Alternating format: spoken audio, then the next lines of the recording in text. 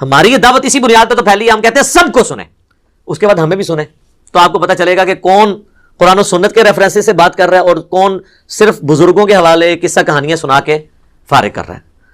قصہ کہانیاں اور بزرگوں کے واقعات سنیں گے تو آپ کو پتہ چلے گا نا کہ اصل دین کیا ہے۔ جب تک پیاس نہیں ہوگی تو آپ کو ٹھنڈے پانی کی قدر کیسے آئے گی؟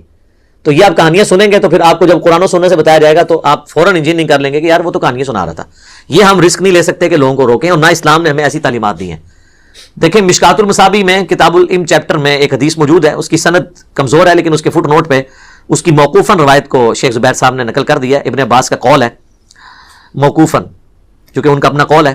مرفوع حدیث جو نبی علیہ السلام کے ریفرنس ہے وہ کمزور ہے، کہ جو دانائی اور حکمت ہے یہ مؤمن کی گم شدہ میراث ہے، جہاں سے ملے اسے حاصل کر لو، اس کا حقدار وہی شخص ہے جو اسے حاصل کر رہا ہے جہاں سے بھی ملے۔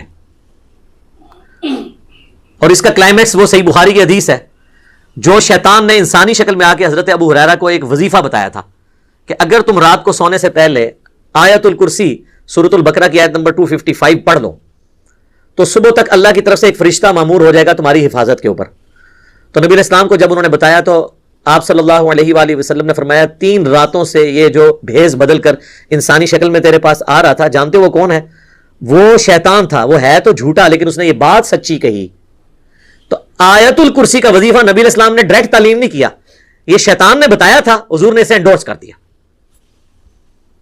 تو آج کوئی شخص مسئلہ بتائے گا اسے بھی نبی علیہ السلام نے انڈورس کرنا ہوگا۔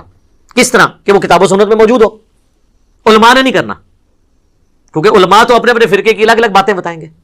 تو یہ حدیث اس بات کا ثبوت ہے کہ اگر شیطان بھی صحیح بات کرتا ہے نا جسے نبی علیہ السلام کی مہر حاصل ہو تو اسے ایکسیپٹ کریں۔ اس سے بھی بڑھ کے اگر کوئی چھوٹا سا بچہ آ کے آپ کو کہتا ہے کہ جی، اور وہ بچہ بھی چھوڑ دیں، کوئی بہت بڑا آ جاتا ہے، یہودی، عیسائی، ہندو، اور وہ آپ سے کہتا ہے کہ تمہاری کتاب قرآن میں لکھا ہے سورۃ البقرہ کی آیت نمبر 279 میں کہ جو سود کھاتے ہیں اللہ اور اس کے رسول کا اعلان جنگ ہے ان کے خلاف، عز و جل صلی اللہ علیہ وآلہ وسلم۔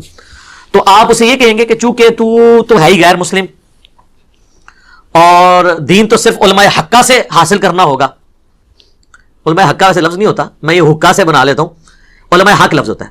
تو تم تو علماء حق نہیں ہو، لہذا چونکہ تم نے علماء حق نہیں ہو لہذا تمہاری بتائی ہوئی سورۃ البقرہ کی آیت نمبر 279 بھی میں نے نہیں ماننی۔ تو اس کو تو چھوڑ دیں، آپ اپنا ایمان فارغ کر بیٹھے، کیونکہ آپ نے اللہ کا انکار کر دیا۔ آپ نے ریفرنس کو فالو کرنا ہے، اور کوئی غصے سے بھی آپ کو بتائے تب بھی آپ نے انکار نہیں کرنا۔ آپ یہ تو کہہ سکتے ہیں تم نے غصے سے بات کی، لیکن یہ نہیں کہہ سکتے کہ تیرے غصے کی وجہ سے میں نے اب سورۃ البقرہ کی آیت نہیں ماننی۔ تو آپ تو اپنے ایمان سے ہاتھ دھو بیٹھیں گے۔ یہی تو ہم کہتے ہیں کہ ڈگریاں بعد میں دیکھیں، آپ ریفرنس کو فالو کریں۔ ڈگری تو آپ بریلویوں سے ڈگری لیں تو دیوبندی علماء آپ کو جاہل کہیں گے، دیوبندیوں سے لے آئیں تو بریلوی علماء جاہل کہیں گے، اہل حدیث سے لے آئیں تو وہ آپ کو جاہل کہیں گے، شیعہ سے لے آئیں تو باقی جاہل کہیں گے۔ ڈگری تو ایک دوسرے کی بھی نہیں مانتے، ایون ان کے مدرسے کی بھی ڈگری ہو اور آپ ان سے اختلاف رائے کریں تب بھی کہیں گے کہ جی بندہ ساڈا سی لیکن ہوں زیادہ پڑھ کے نا پتہ ہے دماغ خراب ہو جاتا ہے۔ یہ پتہ نہیں کہاں سے انہوں نے، یعنی نبی علیہ السلام تو کہہ رہے ہیں قرآن میں آپ کو تعلیم کیا گیا ہے ربی زدنی علما، اے نبی آپ دعا کیا کریں میرے علم میں اضافہ کر۔ یہ کہتے ہیں زیادہ کو پڑھ دے تو پاگل ہو جاتا ہے۔ یہ کس آیت اور حدیث میں ہے کوئی زیادہ پڑھ دے تو پاگل ہو جاتا ہے یا گمراہ ہو جاتا ہے؟ علم حاصل کرنے سے تو انسان جو ہے وہ ہمیشہ اللہ کا قرب ہی حاصل کرتا ہے۔ وہ بندے پاگل ہوتے ہیں جو علم حاصل کرنے کے بعد اس پہ عمل نہیں کرتے اور اس علم کے الٹا چلنا شروع کر دیتے ہیں۔ یعنی نمائندہ مثال ہمارے علماء جو شوکیس میں بخاری مسلم تو سجائے ہوئے ہیں لیکن اس کو کھول کے نماز کا طریقہ نہیں آپ کو اس میں سے بتا سکتے کیونکہ اس کے اوپر عمل نہیں کر رہے۔ اور قرآن میں اللہ نے مثال دی ہے علماء یہود کی، یہ گدھوں کی مانند ہیں، جیسے گدھے پر کتابیں لاد دی جائیں نا تو اب کتابیں پڑھ کے وہ گدھا نفع تو حاصل نہیں کر سکتا، تو بس وہ صرف کتابوں کا بوجھ اٹھائی پھرتا ہے۔ تو وہ علماء بھی گدھوں کی مانند ہے جو شوکیس میں صرف بوجھ اٹھائی پھرتے ہیں، ان کتابوں سے نفع نہیں حاصل کرتے۔